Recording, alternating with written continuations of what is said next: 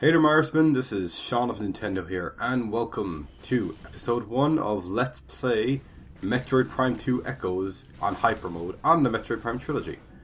So with the conclusion of Metroid Prime, guys, you saw that I fully completed that Hypermode, and I'm glad for those of you who enjoyed that LP. If you enjoyed it, I'm glad you did. But I am going to be completing the entire trilogy, guys, so obviously, next thing for me to do is to play Metroid Prime 2.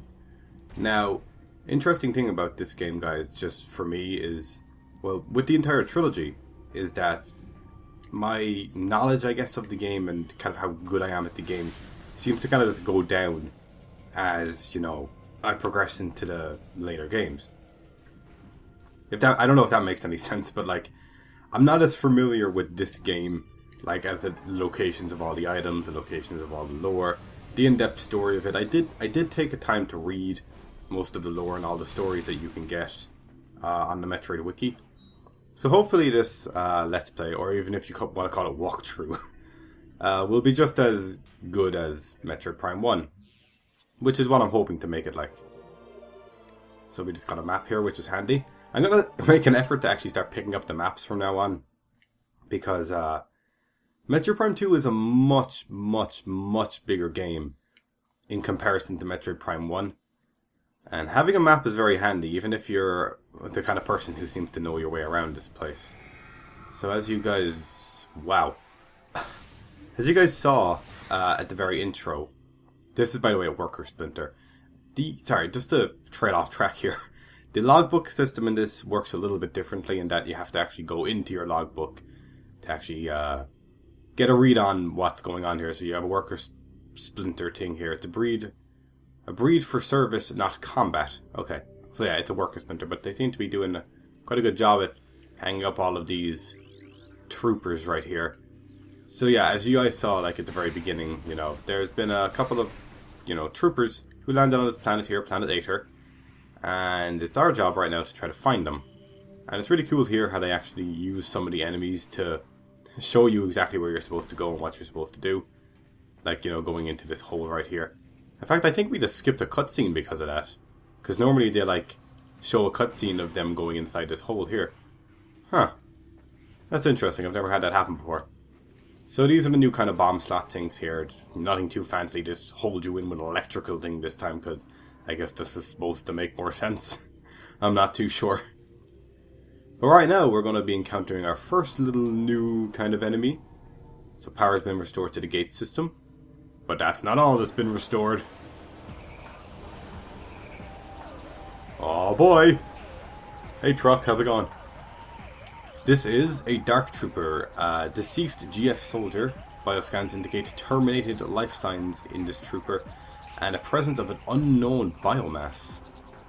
Oh boy. So it seems like they're basically being possessed. Oh shit, and I gotta remember that this is, in fact, Hypermode. so they're going to do a lot more damage. Oh crap, my missile just really hit that thing. These things are going to do a lot more damage than you'd like them to. Now the thing is, you don't actually have to fight these ones, you can boost ball your way out of these guys. That's actually really interesting in this game.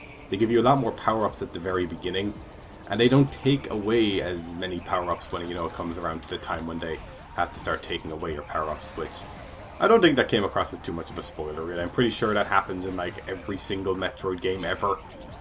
Or else you just don't start with all the big power-ups and you just gotta find them later on. So, we only have 5 missiles this time. In the last game we started with, like, 15, didn't we? Pretty sure. Now, I know there's a... Wait, hang on, the doors are still locked? Oh, yeah, we gotta scan this thing, that's why. Okay, just because there's a few more guys back here.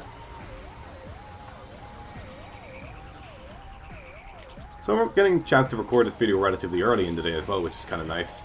I've made out a bit new of a format that I'm going to be doing with these videos. It's going to make things easier for myself and pretty much everyone else who decides to watch these. You know, I remember the first time I played this game, these things like did so much more damage than... Well, I guess maybe they just felt like they were doing more damage. I was probably just being a bit careless. Okay, I need a bit of missiles here. Or even some health, that works too. Missiles, there we go. These are the new kind of... Well, actually, no, that's a crate. I don't want to scan you, crate. I want to scan missiles. Now, oh, hey, truck, again. Missiles, unlike in, you know, Metroid Prime 1, missiles aren't exactly like a big research kind of thing here. So, let's just go through this door here. Seems to be something going on. Hello? Anyone here? I come in peace. Now you've blocked my door.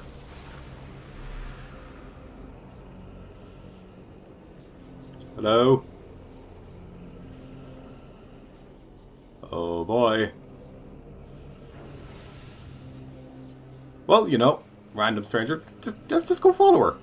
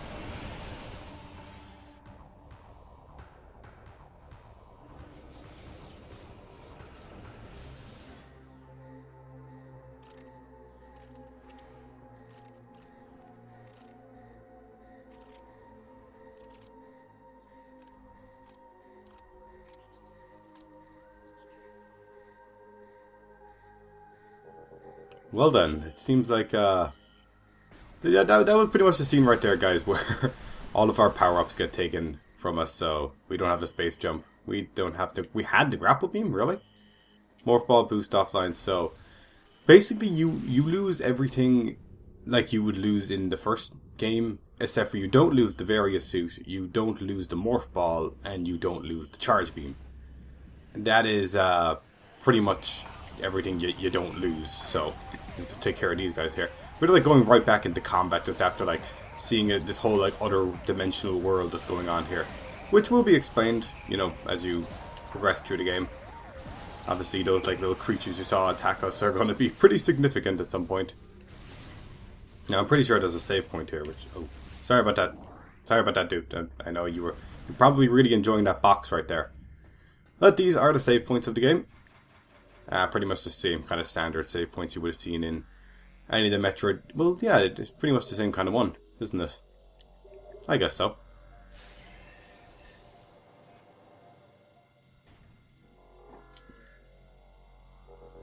Alright then, let's just see if we can get our way out of here. I'm hoping to try to make it to a very specific spot in today's episode. Because with the format, well, I wouldn't even call it a new format, the one I'm doing for these. I'm just going to start keeping my videos a little bit shorter from now on. Just because it means just shorter edit times, shorter render times, and shorter upload times, and shorter recording times at that. So, just means I can finally fit my videos into like my daily routine because of college. Now, let's see here. I'm pretty sure we're supposed to scan this thing. Ah, there we go. Now, the funny thing is there is actually like a sequence break I've seen people do in this game before, where you can in fact jump across that thing and actually get behind that door right there. You guys can see that there's this peculiar kind of lock right here that we're unable to interface with the door. System control cannot translate alien text. To access door controls, you will need to update your translator files, which is something that does happen in this game. And right here we have a splinter predator prey thing that's going to try to kill us, and I just tried to double jump. It's out of instinct. I'm always assuming I have it by now. Alright then, let's just get these guys. Having the new play control in this thing makes playing these games a little bit easier than they used to be. Alright then. Oh, by the way, funny fact I found out, which I don't know if I've told you guys this before, and before I tell you this, these are some of the lures you're going to come across in this game. It's mainly going to be like all these troopers here, and they're going to like have different stories to tell you and whatnot. So like you have a Galactic Trooper Marine Corps, profile log entry PFCM Vernio. That has been translated to your book, so you can like read what they say here. So he says, I think Haley's losing it. He talks to himself all the time. He won't sleep. He almost shot me on watch the other night. I think he thought it was one of those things.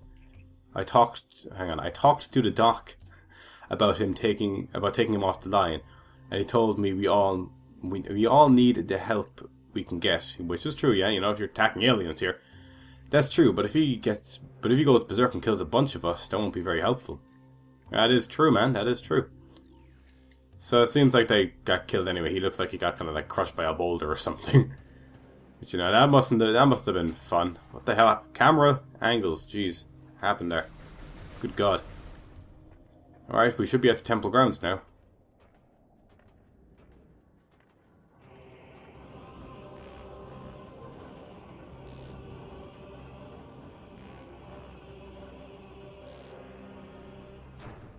Alrighty. Splinters. Don't like splinters. We're going to be seeing a lot of these guys around here, which I might just advise us ignoring them because they're just a bit of a nuisance. So we're obviously just going to need to use this little crate thing here, but I skipped the cutscene, but if you saw it, just kind of got stuck. Blast it down. And it gives us our little bridge to get across. Alright then. Should be... Hang on. Oh yeah, okay. So I'm just thinking, I was thinking why are we able to come through this part, because there's like an expansion there, but we can't exactly get it. Gate security protocol initiated. You are clear to proceed. Oh, it doesn't look like we are, because you just kind of... Oh, right. So they like block off the places where like some of the creatures are, and then you can make your way through. Okay, seems fair enough. Oh, more splinters. Get out of here. Alright.